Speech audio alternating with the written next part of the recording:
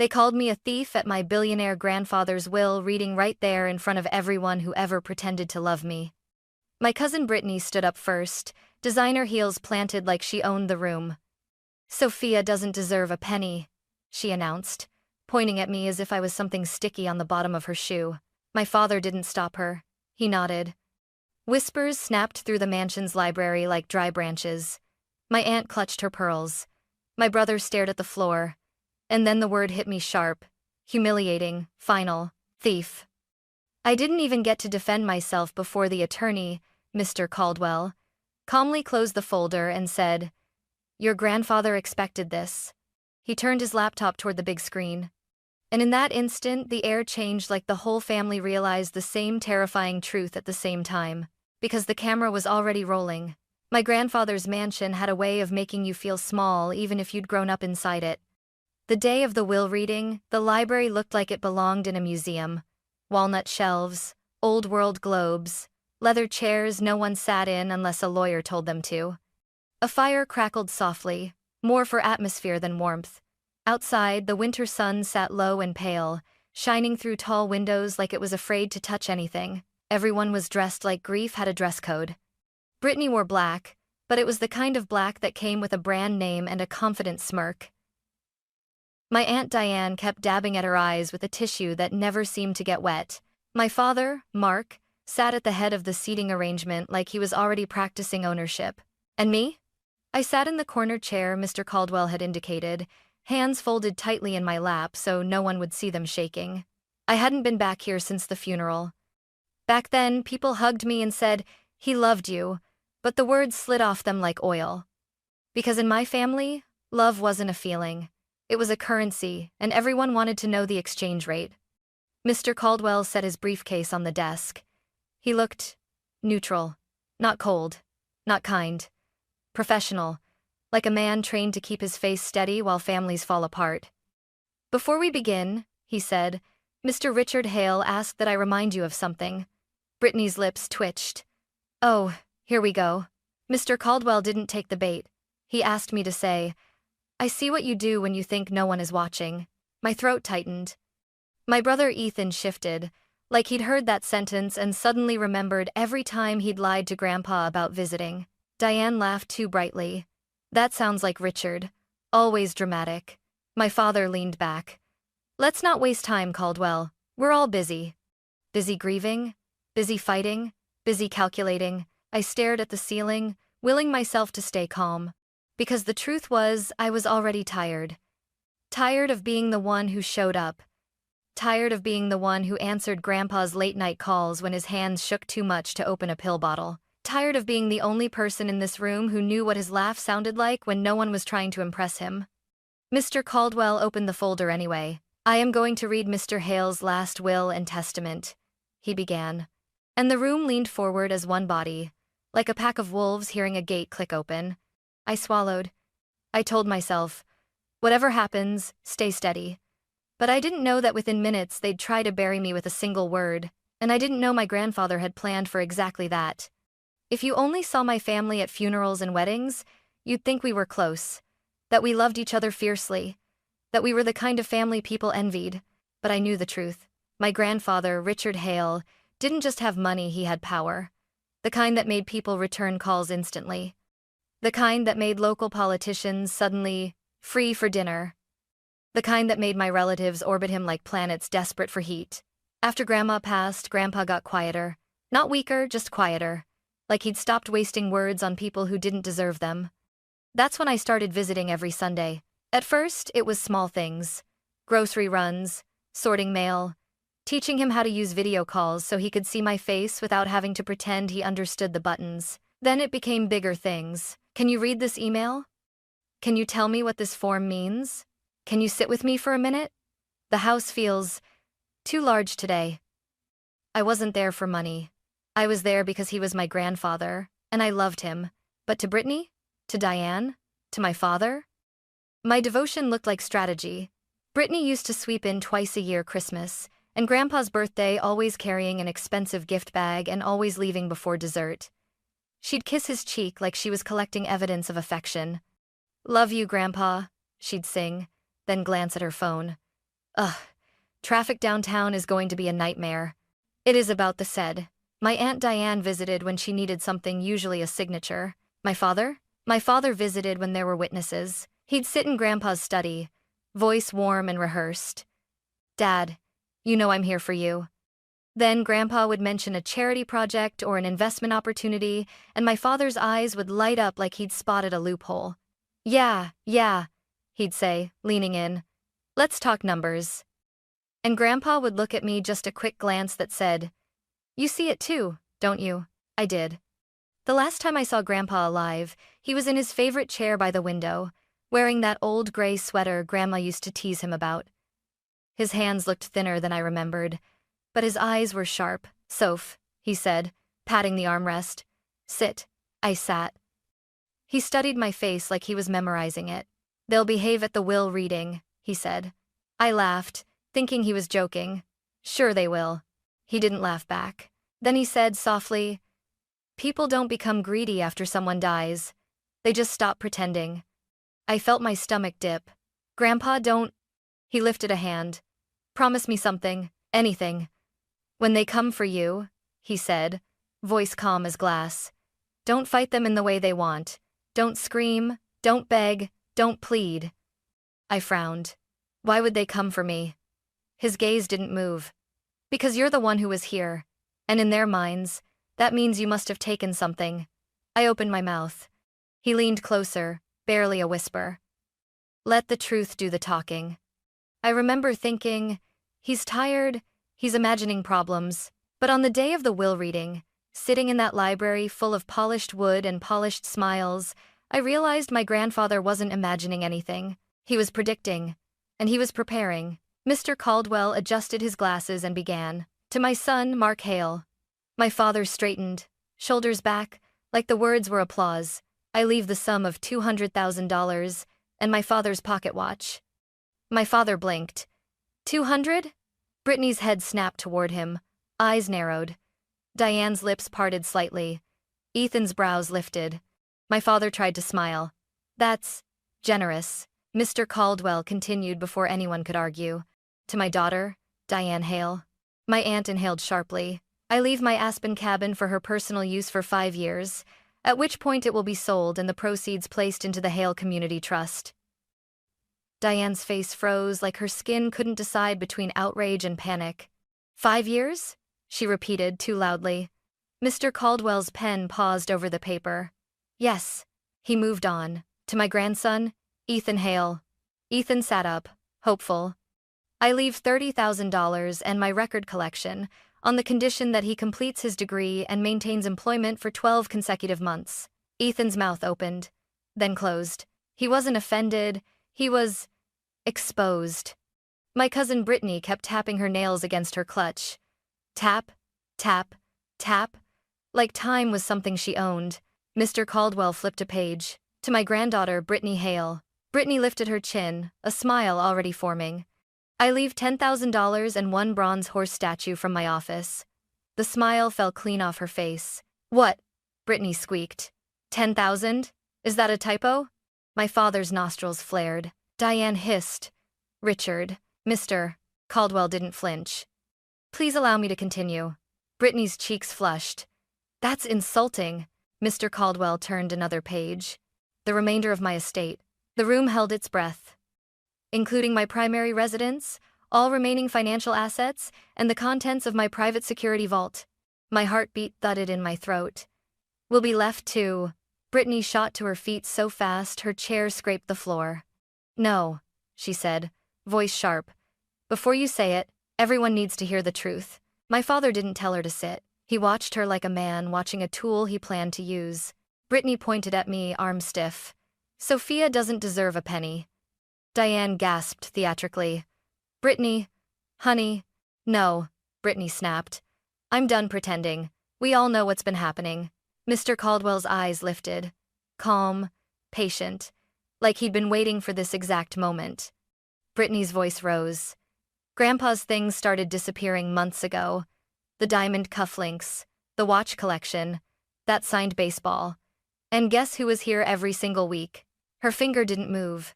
It stayed locked on me like a laser. My stomach turned cold. My father finally spoke. "Brittany," he said, voice measured. "Let her talk." "Let me talk?" He sounded generous. But his eyes said something else. "Go ahead, Sophia. Make it worse for yourself." I looked around the room. Ethan wouldn't meet my gaze. Diane's mouth was tight, her disappointment already forming, like she'd decided my guilt before the evidence arrived.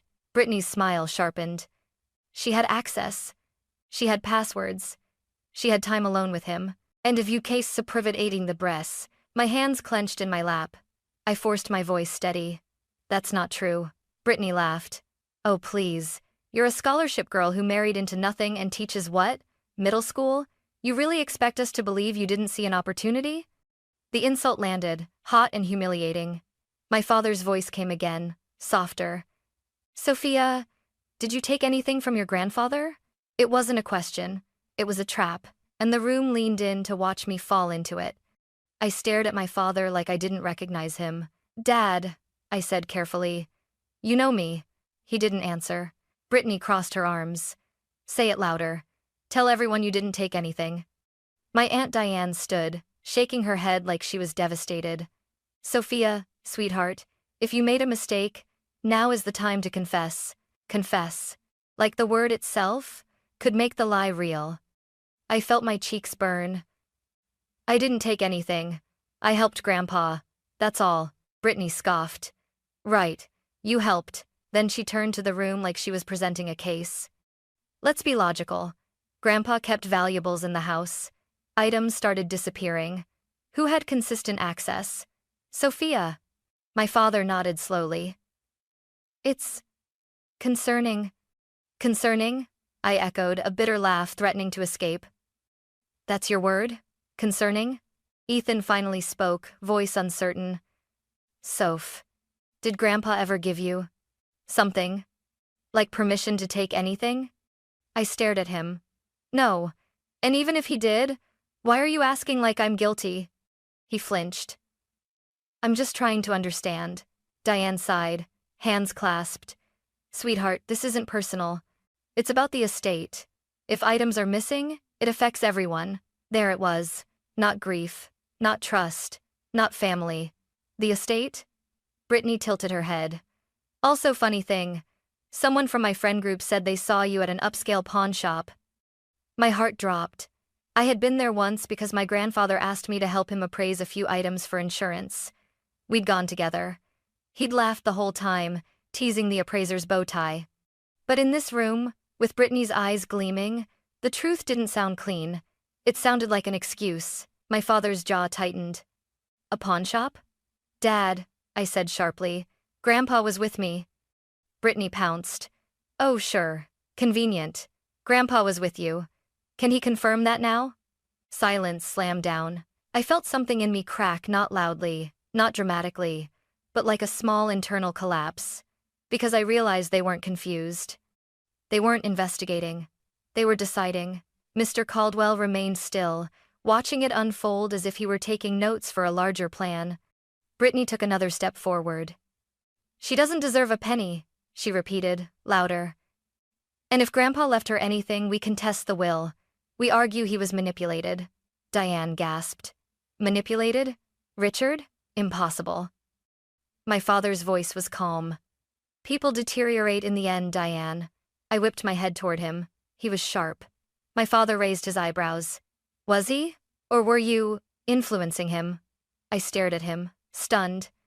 Brittany's grin widened. "Exactly." Ethan looked like he wanted to disappear into the carpet. I pushed my chair back and stood, legs trembling. "This is disgusting," I said, voice shaking but loud enough to cut through the whispers. "You all barely visited him. You didn't take his calls. You didn't help him.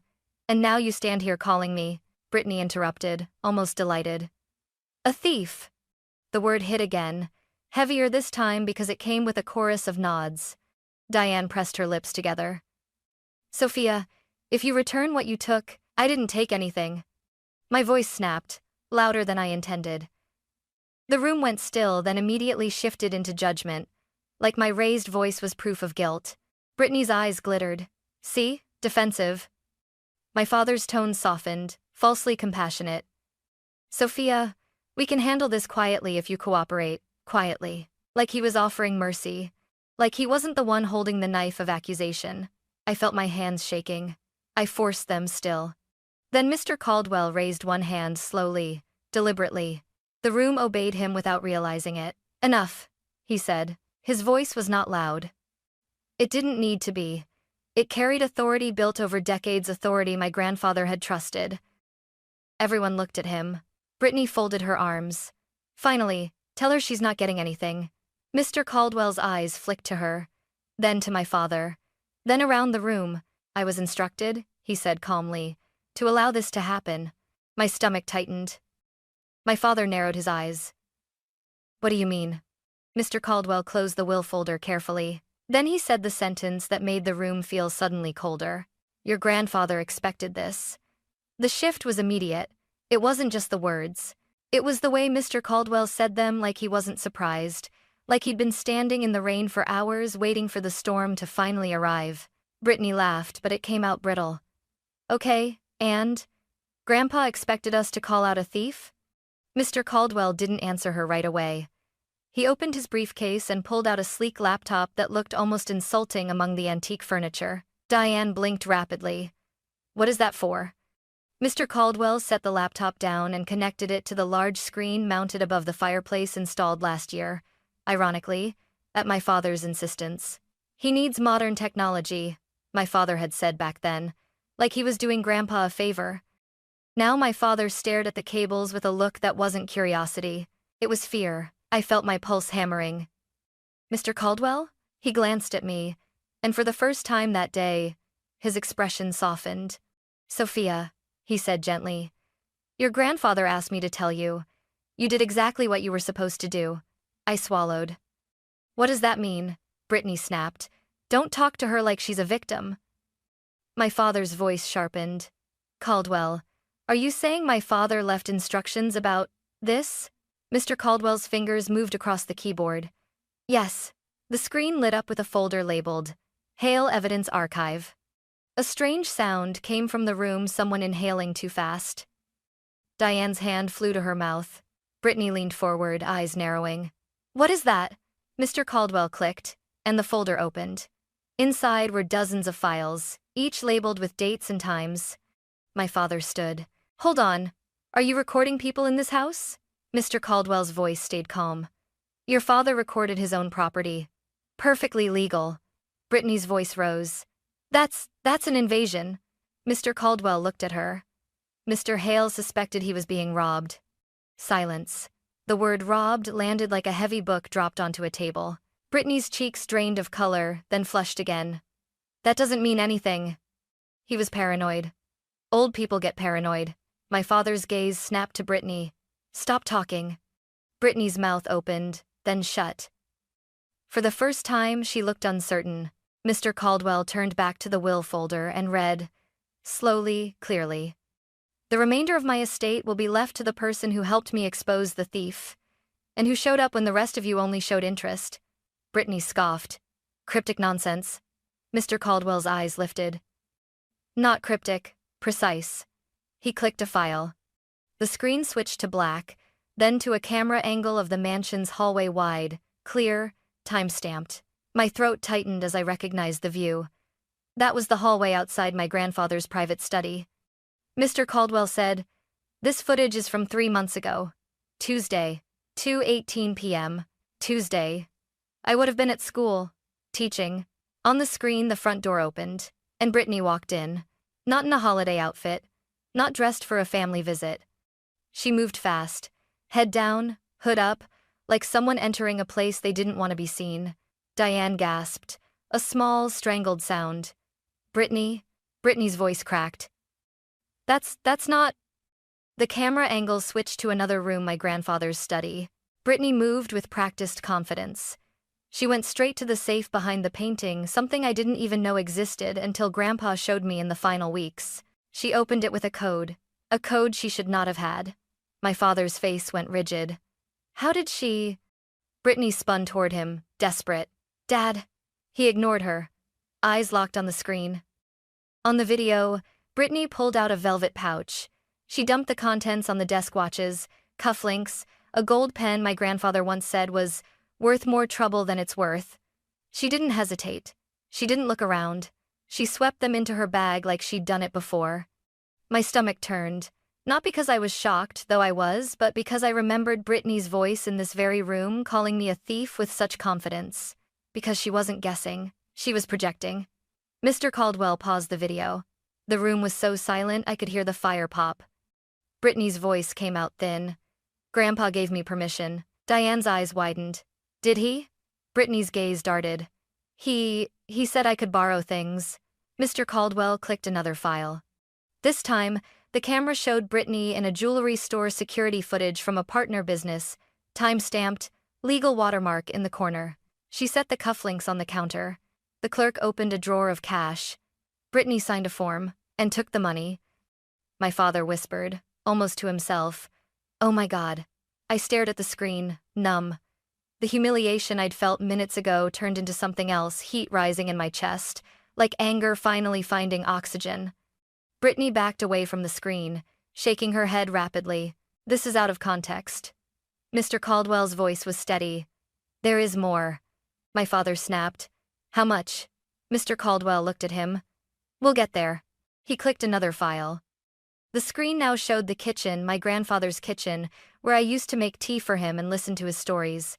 Two people sat at the table, Brittany and my father. My breath caught. My father stepped forward instinctively, like he could physically block the image. But the video was already playing. On the screen, my father leaned in, voice low, conspiratorial. Once we make them believe it's Sophia, he said, the will won't stand. Brittany nodded. Diane already suspects her. I've been feeding it gently. People love a martyr story, especially when it's me. My father's voice continued, cold and calculated. The vault alone is worth millions. If Dad leaves it to her, we contest. We claim undue influence. We say she manipulated him. Brittany laughed softly. And the missing items? My father shrugged in the video. Insurance. Chaos. A distraction.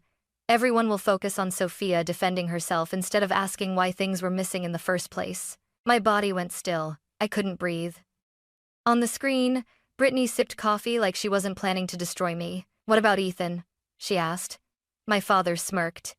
Ethan will follow the crowd. He always does. My brother's face crumpled. Brittany asked. And if Caldwell tries something? My father leaned back. Caldwell works for Dad, not her. The lie was almost funny, because Mr. Caldwell stood in front of us now, calm as stone, proving exactly who he worked for. Mr. Caldwell paused the video. No one spoke. Not Diane. Not Ethan. Not even Brittany. My father's face looked like it had been drained of blood. No drama, no gore. Just the reality of a man caught inside his own words. I heard myself whisper, "You plan to ruin me." My father turned slowly, eyes wild. "Sophia, listen," Brittany snapped. "This is entrapment." Mr. Caldwell's voice cut through her. "This is evidence." Then he added, quieter. "And your grandfather made sure it would be admissible." The final click of the mouse sounded louder than a gavel. Mr. Caldwell opened one last file. "This," he said, "is your grandfather." The screen changed to my grandfather sitting in his favorite chair, same chair by the window, same gray sweater. He looked older than I remembered, but his eyes were sharp. Unmistakably Richard Hale. He stared straight into the camera like he was staring straight through us. "If you're watching this," he said, voice calm, "then I'm gone." Diane let out a small sob that sounded more like guilt than grief.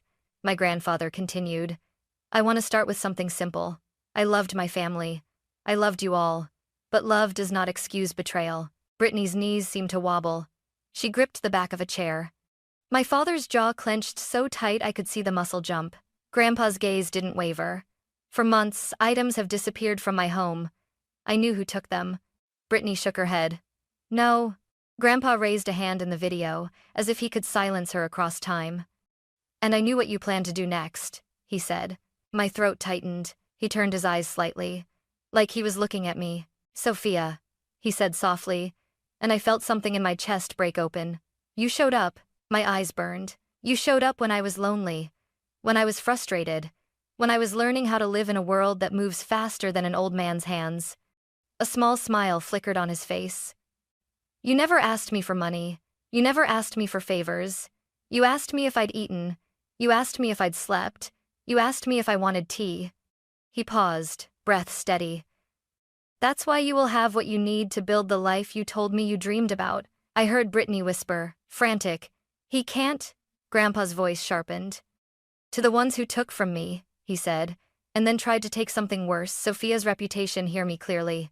The room felt like it was shrinking around us. Greed doesn't start in your hands, he said. It starts in the stories you tell yourself to justify what you do. My father's face contorted. Dad. Grandpa kept going. Mark, Brittany. You thought you were clever. Brittany flinched at hearing her name from the dead. You thought you could create a villain so the family would rally around you, Grandpa said. You chose Sophia because she is kind. Because she avoids conflict. Because she doesn't play your games. My stomach twisted. Tears blurred my vision. Grandpa's voice softened again. Sophia, sweetheart, you were never weak. You were simply decent in a room full of people who mistake decency for stupidity. Ethan made a choking sound. Oh God. Grandpa looked back to the camera. I've already provided copies of this evidence to my attorney. And yes, law enforcement has been advised where appropriate. His video stack says. Brittany snapped. He can't do that. Mr. Caldwell didn't even glance at her. He can. He did, Grandpa continued. I want restitution.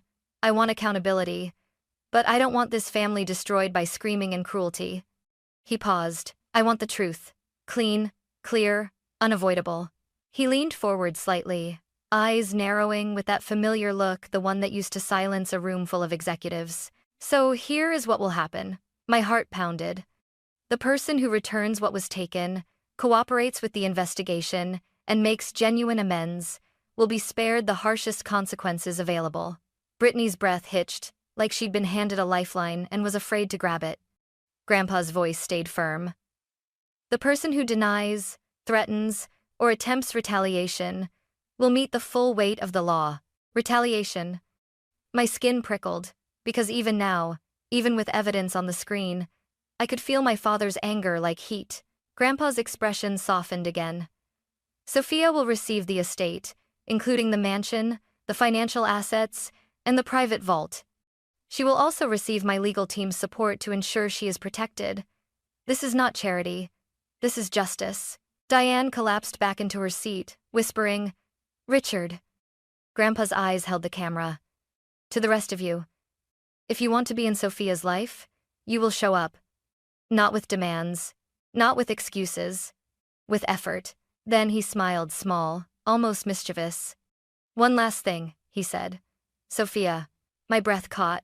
In the vault is a letter for you. It includes a plan we discussed, your community scholarship program. You told me you wanted to help kids who feel invisible, who are underestimated. Tears fell freely now. You can do it, Grandpa said gently, and you won't do it alone. The video ended. The screen went black, and for a moment no one moved.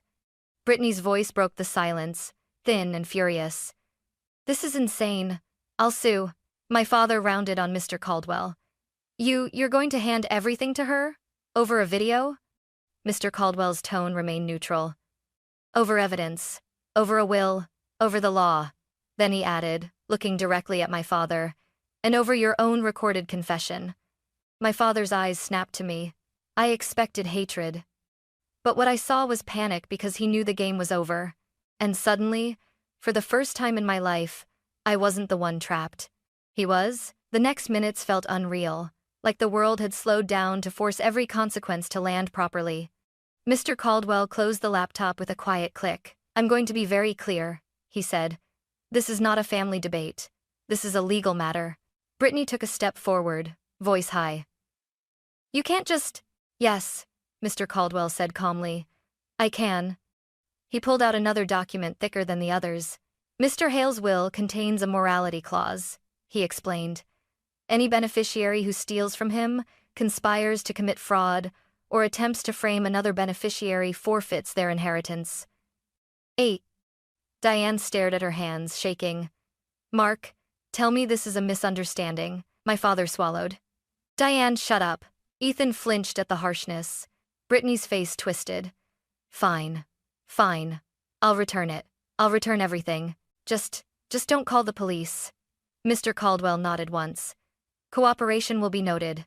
Then he turned slightly toward the door. Detective Rivera, he called. My breath caught. The door opened, and a woman stepped in plain clothes, calm eyes, posture like she'd seen every kind of liar 1,000 times. She didn't look aggressive.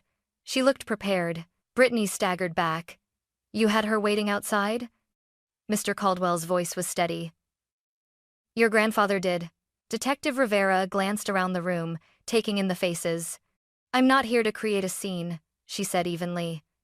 I'm here to ensure no one attempts intimidation, threats, or destruction of property and evidence. My father's face hardened. This is my house. Detective Rivera held up a hand. Not as of today, Mr. Hale. He froze. I felt something shift in my spine like I'd been standing bent for years, and suddenly remembered I could straighten. Mr. Caldwell slid an envelope toward me. This is for you, Sophia, he said quietly. From your grandfather. My fingers trembled as I took it. Grandpa's handwriting, bold, familiar, stared up at me. I opened it and read silently as the room held its breath. My dearest Sophia. If you're reading this, then the wolves showed their teeth. I'm sorry you had to see it. But I'm not sorry you now know the truth. Don't let their betrayal harden you. Let it sharpen you. My throat tightened. I'm leaving you resources, and I'm leaving you protection. Use both wisely. Build what you told me you wanted to build. Make something good out of a place that once felt heavy. I swallowed hard. And remember, justice doesn't need to be cruel to be real. I looked up, eyes wet. Brittany was staring at me like I'd stolen oxygen from her lungs. My father's voice came out low, threatening without saying the forbidden words. Sophia, we can talk about this privately. Detective Rivera's gaze snapped to him. Not without counsel present. Mr. Caldwell nodded. Any communication regarding the estate goes through my office. My father's eyes flashed. You're really going to do this to your own father? Something in me steadied. I met his gaze. You did this to me first, I said. The room didn't explode into chaos the way Brittany had probably hoped. It didn't become a screaming match where she could play victim. It became something worse for them. It became official. Detective Rivera took out a small notebook. Miss Brittany Hale, you'll provide a list of items removed and the locations of any sales. Mr. Mark Hale, you'll provide financial statements related to any transactions connected to stolen property. My father stiffened. I'm not. Mr. Caldwell's voice was quiet. The alternative is a subpoena. Brittany's shoulders slumped. I'll cooperate, she whispered, eyes darting to my father. My father didn't look at her, because for once, he couldn't control the narrative. And when the narrative dies, all that's left is the truth. 6 months later, the mansion didn't feel like a weapon. It felt like a place that could breathe. I didn't keep it as a trophy. I didn't throw parties to prove a point. I didn't post dramatic photos online. I did what Grandpa and I talked about in those quiet Sunday afternoons. I turned it into something useful. The library where they called me a thief became a scholarship office and tutoring space. The long dining room where my father used to brag about legacy became a community meeting room where families could ask for legal guidance free, funded by the Hale Community Trust. And the vault? The vault held more than money. It held letters my grandfather's and my grandmother's written across decades. It held documents for a scholarship foundation already drafted and ready. It held a final note in Grandpa's blunt handwriting. Don't just inherit, build. Ethan came around slowly. At first he avoided me. Then one day he showed up with a box of old photos. I'm sorry, he said, voice rough. I didn't know what to do in that room. I didn't forgive him instantly. I didn't pretend it didn't hurt. But I nodded. Show up again, I said. That's how you make it right. Diane apologized, too tearful, dramatic, but real enough that I believed she regretted it. Brittany? Brittany returned most of what she took. Some items were gone for good. She faced consequences, legal and personal. There was no revenge fantasy, no cruelty, just accountability. She lost her perfect reputation, and for the first time, she had to live without it. My father tried to fight. He tried to threaten. He tried to pressure. He tried to paint me as ungrateful. But the law doesn't care about family titles.